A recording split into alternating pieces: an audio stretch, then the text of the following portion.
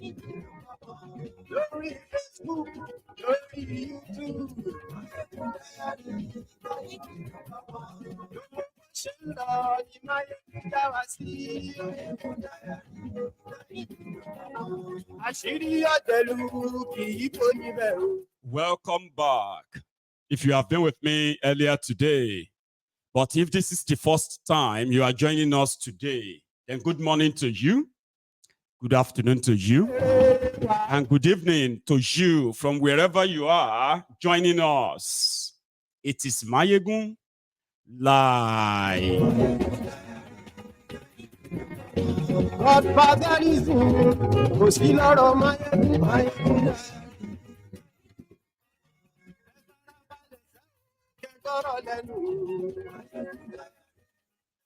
Everywhere don't scatter.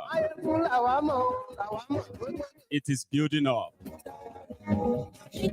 The revolution you have been longing for may rightly be upon us, unexpected and maybe even unprepared.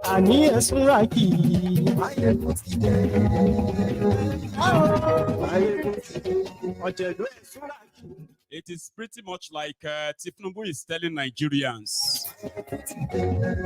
do you want a revolution? Then you can have it. Today, Tifnumbu has summoned the National Security Meeting. He called on the Chief of Defense Staff and all the service chiefs as the End Bad Governance in Nigeria protest entered its 5th day. Tifnumbu has lost control of almost the entire northern part of Nigeria. It is turning violence as the police has already killed over 43 people.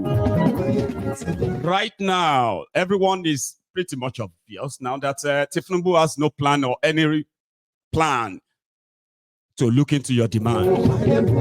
So since he has no plan to look into your demand, he is about to give the military the go-ahead to begin to even slaughter more. That started today, by the way.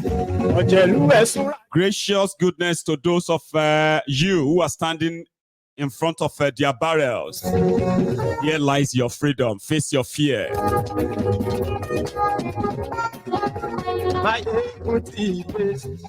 Thank you, Motide.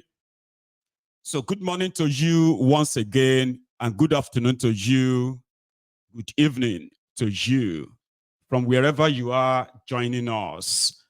It is Máyégún Live.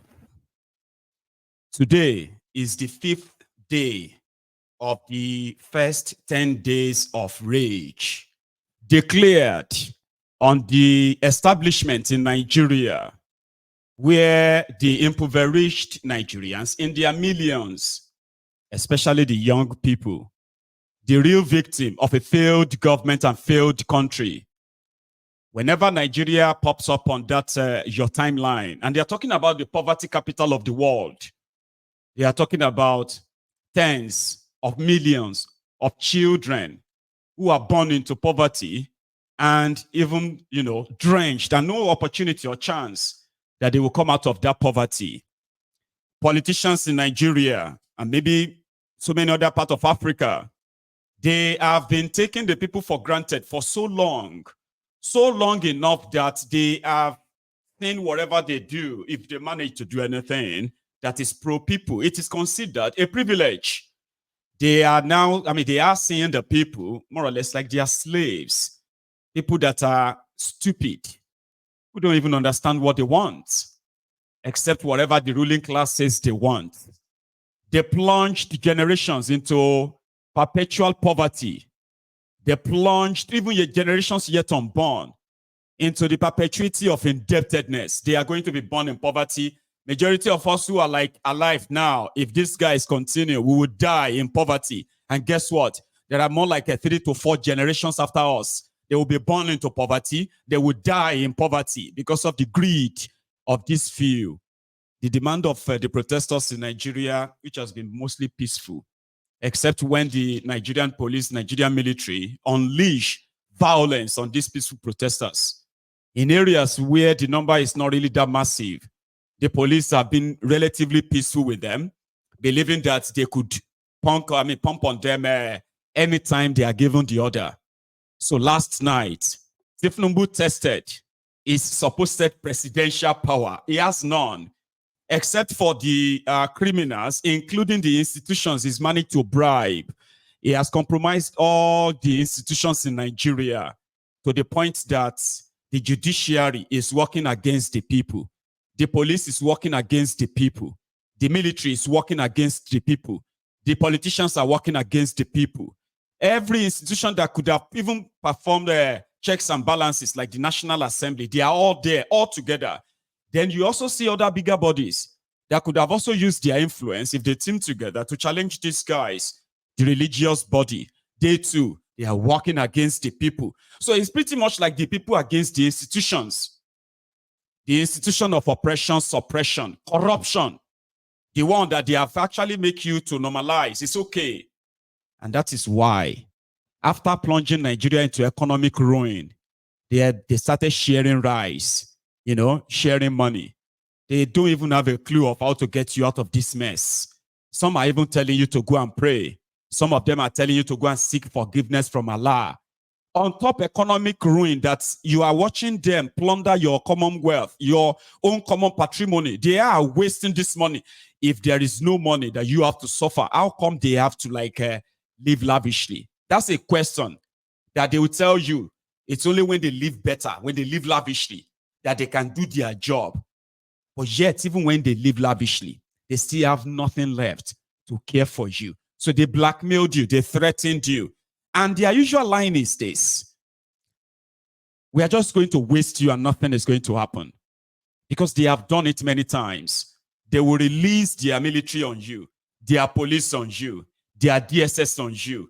They will harass you, assault you, intimidate you, in fact, kill you. And nothing will happen. To them, they will say they are defending the integrity of Nigeria. But have you not noticed? This is the Nigeria that is now controlled. Half of it controlled by terrorists. In Nigeria, these criminals, they told you, this is also part of the problem. Nigeria has been suffering from terrorism sponsored by political class for power. Now they use these terrorists. They have no plan for them.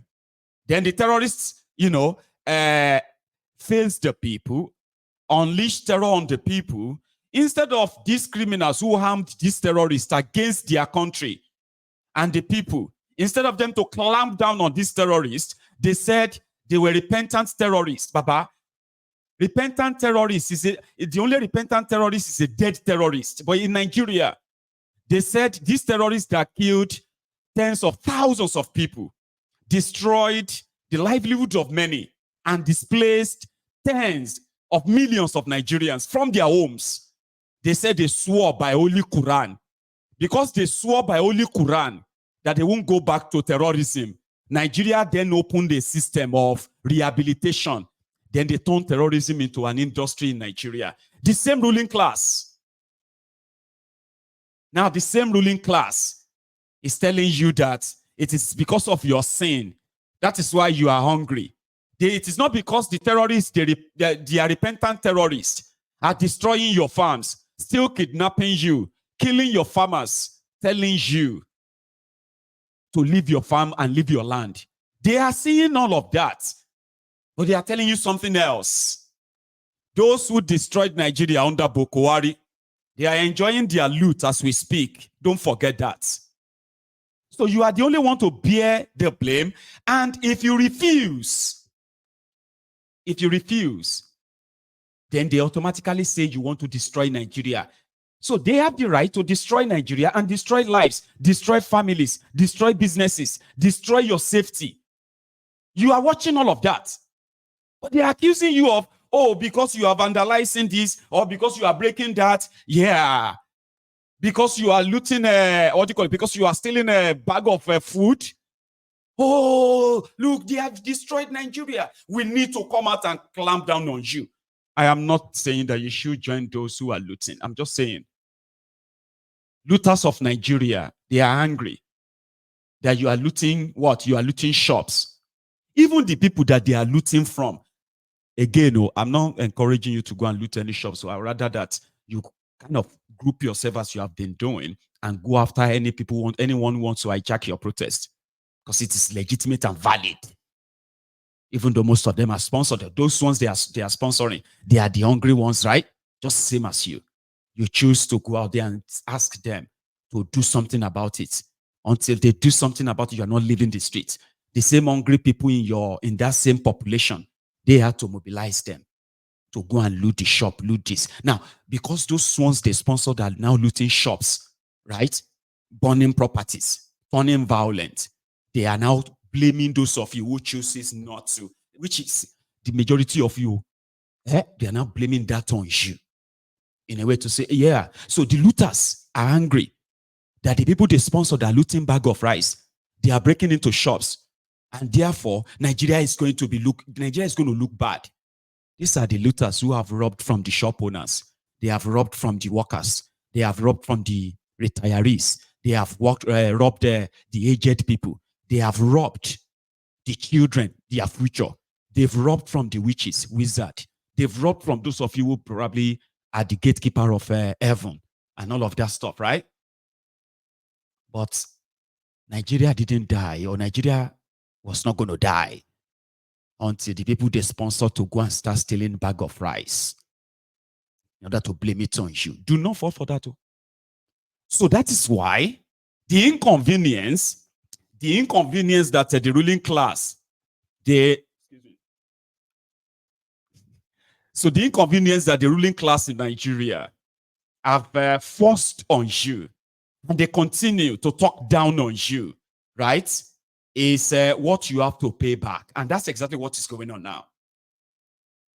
Right now, day 5, when Tifnumbu made this foolish speech yesterday, they went to work, especially in Lagos. So they went to, from one street to the other. They started sharing 5,000 naira, telling people that if Numbu has spoken now, the protest is over. Everybody go home. It actually worked on some people, no lie. But by midday today, those who even collected the 5,000 naira, they joined the protest in Ojota. They opened a new frontier, Alausa, in front of Sanwo-Iku's office, right? They opened another frontier in front of, in front of the Lekki toll gates. Yeah. Another part of Nigeria, rather than listen to Tifnumbu, they actually got more infuriated, angry. And yesterday was just like a relaxation day.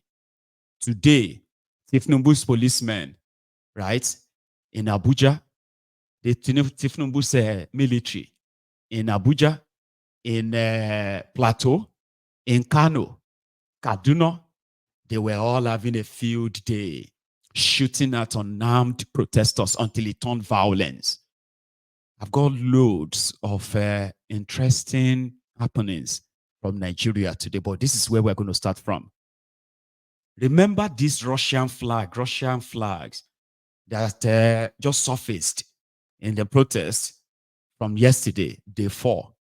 So a young man has been arrested, has been responsible for making the flags, to the point that it has attracted world attention, no doubt, where everyone was like, why is the Russian flag? A Russian flag, bow. Now, the Russian embassy in Nigeria has distanced themselves from that. No, we don't have anything to do with that. Maybe just some Arewa North trying to imitate their cousins in Niger, Mali, and Burkina Faso. So it has nothing to do with end bad governance in Nigeria protest. But it is indeed significant to notice that the Arewa North, like I said yesterday, they are probably preparing, the younger ones, they are preparing themselves for an eventuality once all their elites and the rest of them goes down, because they are likely going to go down with what is going on. The life of the establishment in Nigeria the survival of the elites of Nigeria, their future and everything, this oppression that they have been enjoying for so long, if this is going to be sustained, that lifeline is now being held by Tifnumbu. Now, if the people's power overpowered him and Tifnumbu have to bail on them, the entire establishment in Nigeria will never recover from what is going to hit them. The judges, so the police, so the military hierarchy, so the rest of all these ranks, so the traditional rulers, so the elite generally, from northern Nigeria to southern Nigeria, from the west to the east, the elite will never believe what is going to happen to them. So right now, they are all bonding and backing Tifnumbu. And this Tifnumbu is making so much horrible decisions. So very soon, you are going to begin to see some of your notable personalities in Nigeria. They are going to begin to declare for the end bad governance protest in Nigeria. It is about to get messy. I mean, Tifnumbu is about to become lonely. Very, very lonely. Even the Ronukus, they will not be enough to stop what is coming. But you know something? If you remove arrogance, if you remove this, overconfidence, I don't even know if it's overconfidence or something, right? But arrogance, so to say, if you remove that from the equation, Tifnumbu has just one chance. Reverse the price of petroleum. Reverse the price of electricity. And begin the process of withdrawing the 1999 Constitution. They want electoral reform. They want Mahmoud arrested. They want Werewike sacked. Yes, the demands are going to become more messier soon. That Tifnumbu will become lonely. Because the only thing they are thinking of right now is to use force. Tribalism seems to have failed. If you see any Abobaku crying anywhere right now, is it because he's a Southerner? Is it because he's a Yoruba? All this nonsense, they know they fly anymore. Because what is going on is that there is hunger in the land, and Tifnumbu doesn't care. So your emotion won't do it. The bullet of the military, they won't stop them. Have you seen what happened today? Abi, you are still pretty much in your own little place there that nothing. We are not joining them. We are not joining any protest. Coffee won't stop them. Military tank won't stop them. They will take over military tank. They will take over police trucks. They will take over government buildings. They will chase governors out of their government houses. People will run. But all that will stop all of that is what if I'm saying this now, so that I don't go be like, say, Shebi, now what you want? Are you happy? No. That's none of your business. I'm offering a very simple solution. Tifnumbu defrauded everyone. Fine. Now everyone has found out that it is a lie. Tifnumbu is fake. Now take us back to where you brought us from. This floating of the Naira, begin to back it and tell us what you're going to do about it in the next few weeks or few months. People want to see beyond just all the talks and stop giving free money to governors. He is still talking about giving 570 billion naira to state governors. May they go share the money to the poor people. These ways are not connecting. That is why he called the military meeting today, the service chiefs today. That's where we're going to start from. He called a service chief meeting today. He sent a minister from Taraba, an idiot from Taraba, who is a minister, that he should go and say it on national TV that Taraba people are not participating in the madness. The way is in Abuja 2 days ago. The protesters in Taraba, they had to drag out the governor. The governor himself had to come out of the government house to address them, plead with them, went back to the government house. So this way in APC in Taraba, from Taraba, is making mouth. I love it. Let them continue to make mouth. Okay? Let them continue to say things that people like us will grab. And we can escalate them. Here you get. So you that heard them and you never really read any meaning to them, you begin to read meanings to them. You begin to get more angrier because those are the miscreants. They are not paying attention. They won't pay attention. So the chief of defense staff that said they are on standby to kill Nigerians once Tifnumbu gives them the order. It be like say Tifnumbu don't give them the order. Okay? So according to him, raising the flag of another country during protest in Nigeria is a treasonable felony. So they will have to deal with that. Today is 5th day. Tomorrow is the 6th day. Yeah, tomorrow is expected to be bloodier than today. And there is no other person to blame for anyone that is killed than Tifnumbu. So far, so worse. Tifnumbu has killed 43 people, confirmed. In 4 days, I have not had those they've killed today. In Bangladesh, same thing happened, where their president or prime minister, who also signed up onto this IMF nonsense, and the student of the country, not like the nuns of Nigeria, the voluntary slaves of Nigeria. The student of Bangladesh started a protest and said she should reverse some of these decisions. What happened after? The protesters started just quietly and started growing and growing. The establishment or the elite in Bangladesh, they called their bluff because they had the military. They had all the policemen. Guess what? They forgot that they are just politicians. And when they push come to shove, shove come to push. Eh? Politicians would have to run or die. And the military would have to what? Take over. So this woman had to run away from her country. See her face. Old and wicked, heartless people. I mean, it is what you have in Nigeria, isn't it? Like the Kolu of Nigeria. So what happened? They are living large. They are living lavishly. They had the military to protect them so they could talk down on the civilians. After a few days of protest, and 93 or so people killed by the forces loyal to the politician in Bangladesh, that woman ran away. And the people of Bangladesh, they took over the parliament, the government building, including the bedroom of that woman, the seat of power that she believed nobody could touch. Man, start from that one before we go to their meeting.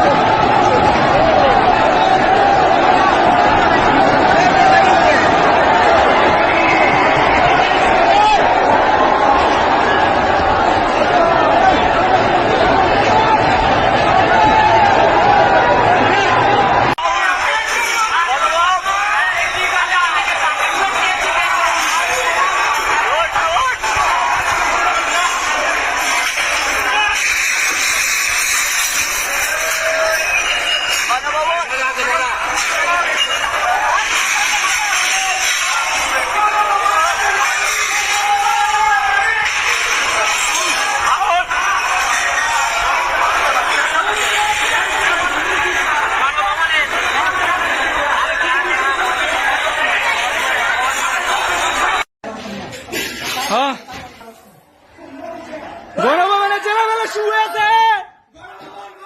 আমাদের দখলে গণভবন, গণভবন আমাদের দখলে, গণভবন আমাদের দখলে। এই সময় পানি খা, পানি খা।